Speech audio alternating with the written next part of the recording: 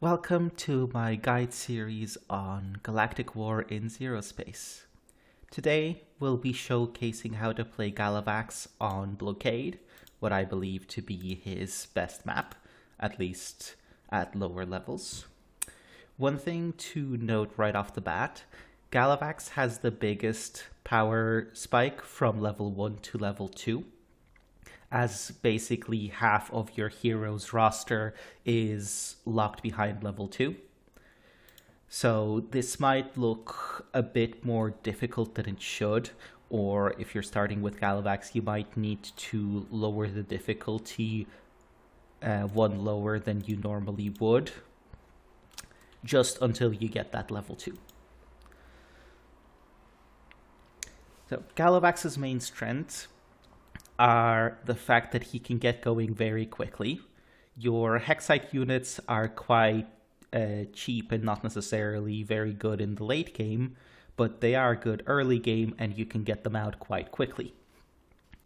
And then what we'll be doing is we'll be transitioning into using tanks and ooh, new UI. We'll be transitioning into using tanks and static defense with the hexite units to buffer. So let's start the production. In general, you want to clear to your second hexite spot on this map first, and then backtrack for this later. So we got Grell on this map, which is actually quite good for us. Grell are probably the easiest opponent in general. Something that you can do is, in the early game, you can kite the enemies back to your main base. It has an attack, so that can make things easier. So yeah, as you can see, this is a little bit difficult. This because you don't have the stance swapping, which is your main level 2 thing that you can do. Oh, hello. Yeah, the AI is a little bit buggy at the moment, where sometimes there are heroes that will try to come and attack you, so this is going to be a little bit slow. But what we can do is we can place down a attack obelisk over here, and that will help clear out the enemies significantly. Let's start our flux production. You want to try to get as much flux as possible with him.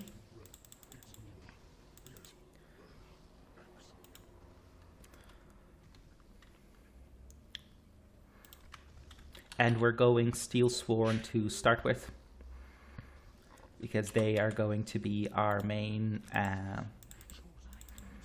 unit in the early game. I don't think that was worth it. Ooh, let's steal you. So 2 abilities, Fireball as you saw, and Mind Blaze, which steals a unit for 60 seconds. So let's tech up. So the way that I recommend that you do this is that you don't get any upgrades for your infantry or Galavax until you so let's max out our workers until you get a few tanks first. After you get a few tanks, you can decide if you want more tanks and more tank upgrades, or if you want to focus on... Oh, my AI spawned without a hero. Yeah, that can happen sometimes. So yeah, this is going to be quite a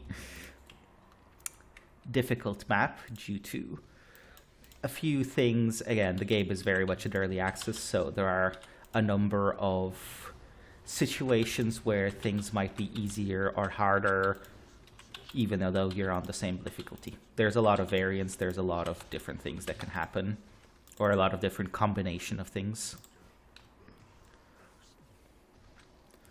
So let's clear this for our allies, and might honestly take it myself. Oh. So the Skrell, I'm not worried about. The ally can deal with them. And after you've cleared the expansions, what you want to do is clear towards the center and then clear up and down, and then clear towards this area that I'm circling on the right here.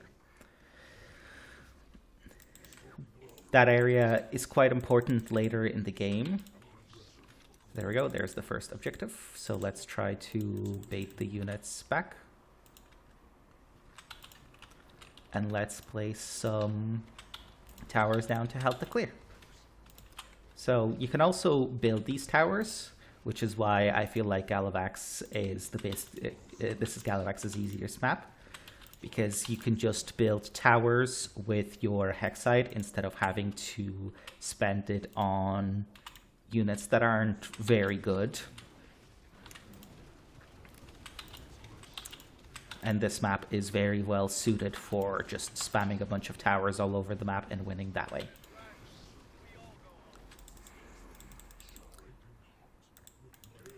At level 2, you will have a lightning strike, which will do a lot of damage to the dreadnoughts, but because level 1, unfortunately, my current... so as you can see, the dreadnoughts actually bomb the units under them, so be careful with infantry, especially light infantry, because of that.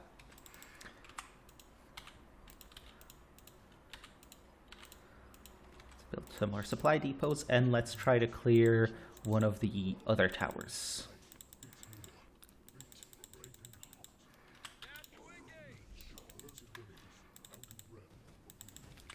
Great. Only a few units here. And now that this is secure, we can also build some towers over here. So, as Terror Tank, you have 4 modules. In general, the one you will go for most is the Pulse Forge Accelerator, range and attack speed. Shoot from far away and kill enemies faster.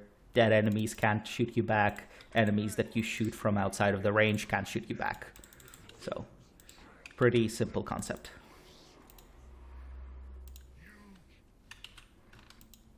Let's place some defensive towers over here. As you can see, these cost a lot of hexite, so even though I seem to be at, a lot of flux, so even though I seem to be at a flux surplus, that is quickly going away. Okay, now that that area is secured and we've dealt with an attack wave, let's go up here and secure another area. Oh, there we go.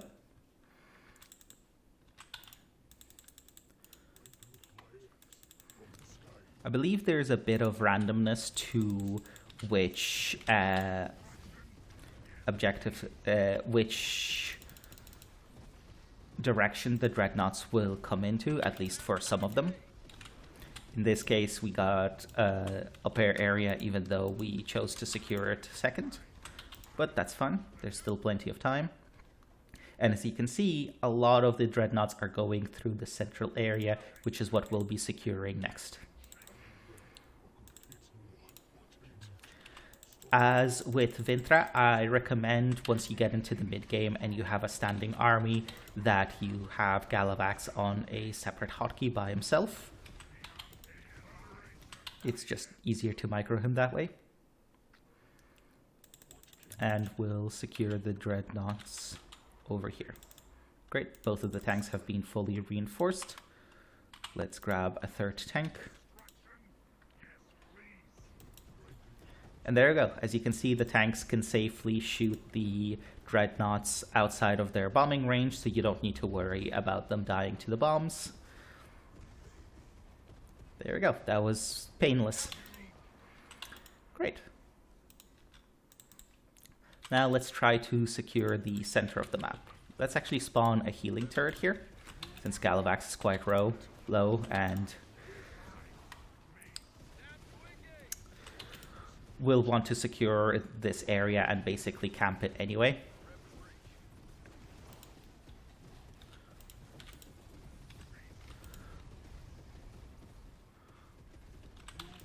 Unfortunately, the way that things are positioned, we kind of aggroed, our allies aggroed more units than they should have. So, that is unfortunate. But that's fine. Hero died. Not a big deal. Let's reinforce these areas some more. So the general idea is that you secure this area, you deal with the attack waves that come with the dreadnoughts in this area. And even if the dreadnoughts in themselves move past you and move towards the objectives, you have defenses at the objectives themselves, so they'll end up being completely fine. Let's clear this area since it was being annoying before and we have mostly cleared it. And let's start securing this area. Oh no, we did not want to aggro that. I guess one problem with the long-range tanks is that they'll tend to attack and aggro units from very far away. So we have a mercenary outpost up top. What I'll do is I'll actually wait for that. Let's secure this area a little bit with turrets, deal with the next wave of dreadnoughts, and then we can move out towards it.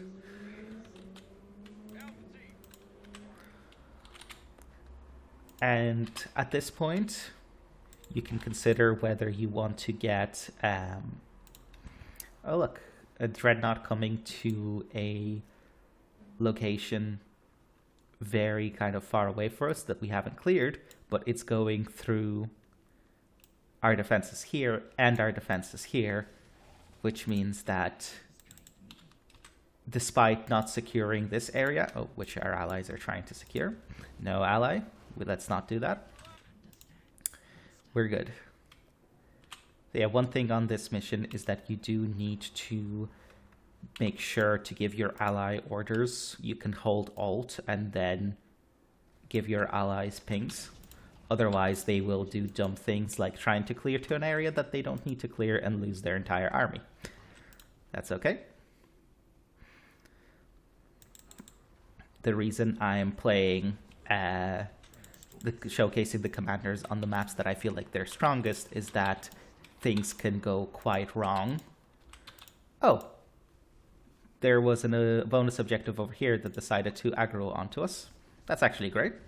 We get to pull him out of his base, so we don't need to deal with the defenders. And the monstrosity always gives 1,000, 1,000, so now we can get a bunch more tanks. So, you can choose to get upgrades. So for example, extra health here might be quite useful. Movement speed, not really necessary, so we're going to skip that one. And we don't have access to the lightning stage yet, so usually I go burning fireball. That can be quite good. Lightning overcharge is very micro intensive, so I wouldn't recommend it as a beginner or when you're first learning the faction. Just fireballs being better is usually good enough. So fireballs, up to you this one. I prefer the lightning, it's usually more useful, but we'll go for mind controlled units. And here for this one, usually from the ashes is better. Oh, I was a bit too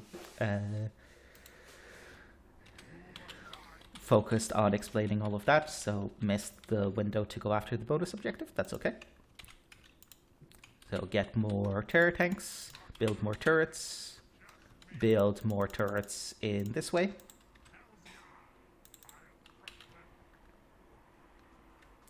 And get a few more Steelsworn, since we do want something of a front line.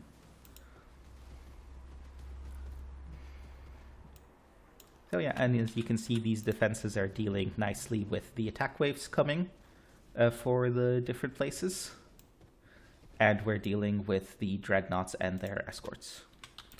So let's head up here since we want to go up there anyway, and that area is struggling a little bit. Our ally is over here and that defense is much stronger. So let's actually build some more towers.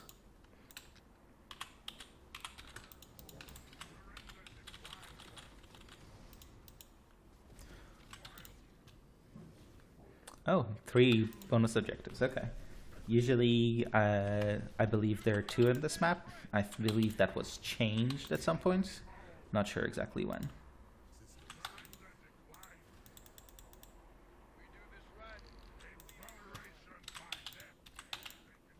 But once you have this area controlled, it's not too difficult to deal with the bonus objective that comes. Or dealing with going out to clear the bonus objectives in the interim between Dreadnought waves is what I meant. So yeah, so this is the basic idea. The tanks shoot from the back, and the Steelsworn tank.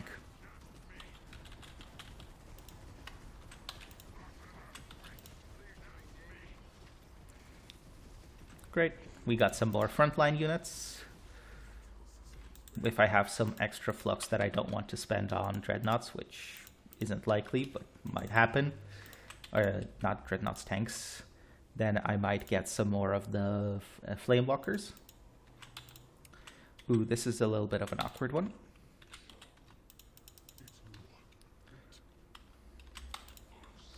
So we need to clear down here.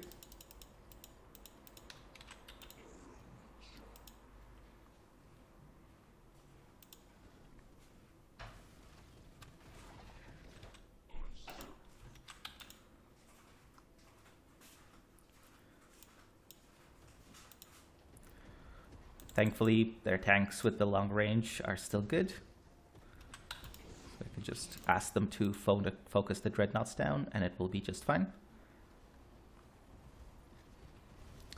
Yeah, and this is why the central area is so good.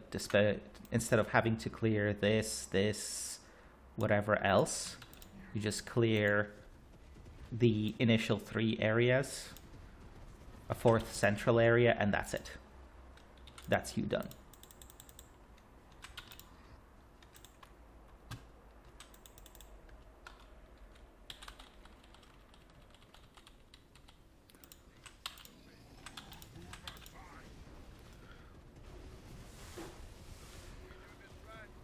Okay, let's try to clear up to the boomer nest now.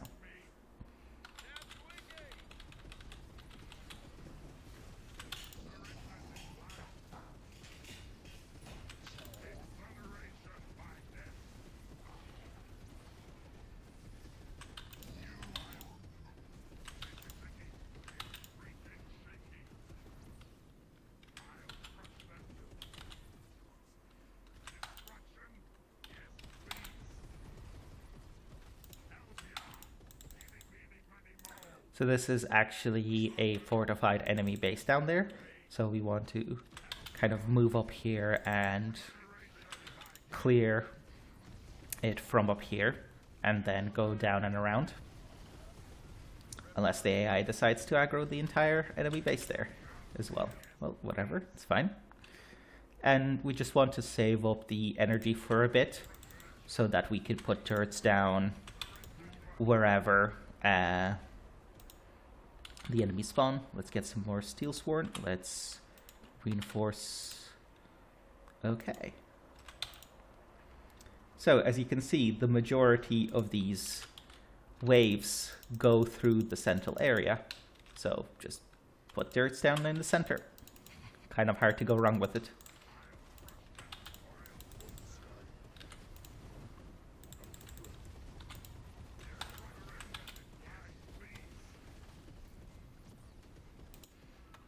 There we go, those are being dealt with.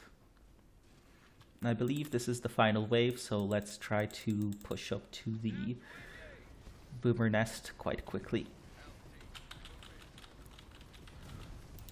Yeah, and that's this mission.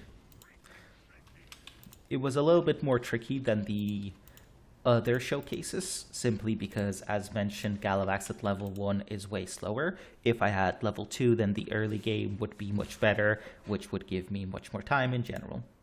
But main thing to note on this map, central area great, Galavax turrets amazing. If you're on a map where you need to defend something or the turrets could do the work for you, it's usually better to spam turrets than to try to spam your hexite units like the Steelsworn or the Thralls. Now, that's been the Galavax showcase. If... Okay, I need to cut this out.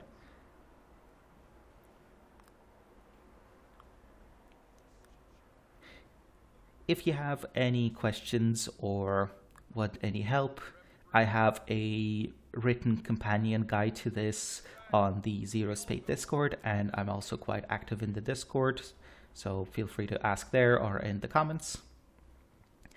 Have fun and see you in the next one.